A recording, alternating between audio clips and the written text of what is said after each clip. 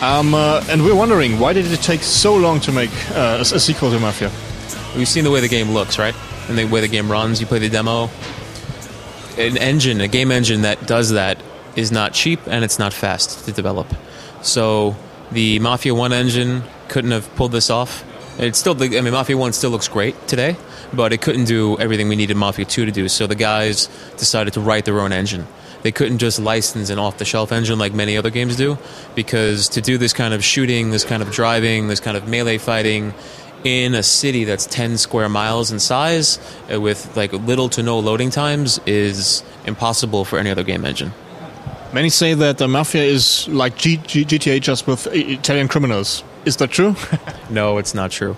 We're big fans of the GTA series, but we're making a very different game. Yes, they both take place in cities where you can steal cars, but that's really where the similarities end.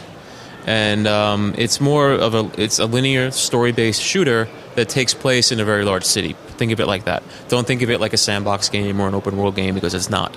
It just happens to take place, and the story is driven through this backdrop of this incredible city. Given you share a parent company with Rockstar now, do you trade notes? Sometimes on common things. The games weren't co-developed or anything like that. They used different engines, different team, different creative, different everything. But on common issues, yes, I do speak to my friends at Rockstar. Did you stick to the overall concept that made Mafia the success that it was, or did you change any specific parts here? Well, the thing that we felt, and I think a lot of the fans felt, that made Mafia 1 a success was the story, the characters, the devotion to the storytelling that 2K Czech put into it. I mean, that's something that no one can argue with. Everyone who played that game loved it. Everything else, maybe you loved the police in Mafia 1, maybe you hated the police, maybe you liked the slow cars, maybe you hated the slow cars. So with Mafia 2, these things were addressed. So many great games have come out since 2002, when Mafia came out, that have really raised the bar as far as gameplay goes, so we couldn't just have the same gameplay. So, for instance, the shooting in Mafia 2 feels like you're playing a shooter.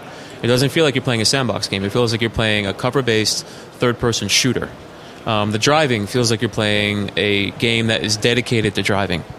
It doesn't feel like, it's just a car that goes around the city. The car physics are accurate, and it's fun. And there's music playing, and it's an incredible experience. So there's no other game that really does shooting and driving and story as well as Mafia 2. Will we see references to the first game in Mafia 2? Fans of Mafia 1, I won't tell you exactly how, but fans of Mafia 1 will have things in there specifically for them. Have you felt pressure to develop other aspects of the open world game, like side quests and stuff like that, or is it a very linear experience in Mafia 2? It's a very linear experience. At one point we had side quests, but all of our side quests and everything in the game is story driven. So we said, since it's part of the story, now it's mandatory. So everything that we had designed as side quests, if it fit, it went into the story. If it didn't fit, we didn't do it. Because Vito is in the Mafia.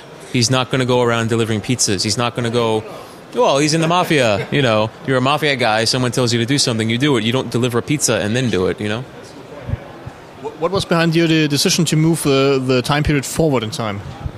Well, we didn't want to do the same game again. And I don't think a lot of fans want the same game again. They love Mafia 1 for what it is and what it was. And for the sequel, we said Mafia in the 50s would be amazing. You know what I mean? And if we start in the 40s, it's closer to where Mafia 1 ended. So it just made sense to do 1945 to 1955. Authenticity is a very important part in your game. What have you done in terms of research? Oh, so much research. There's a wealth of information on the internet. There are many books about 50s fashion, 50s cars, 50s music. There's image libraries that have nothing but 50s stuff. Like what would have been on the wall in an apartment in the 50s, we don't know. So we looked at these reference material. So there's such a wealth of information dedicated to that very unique period in America.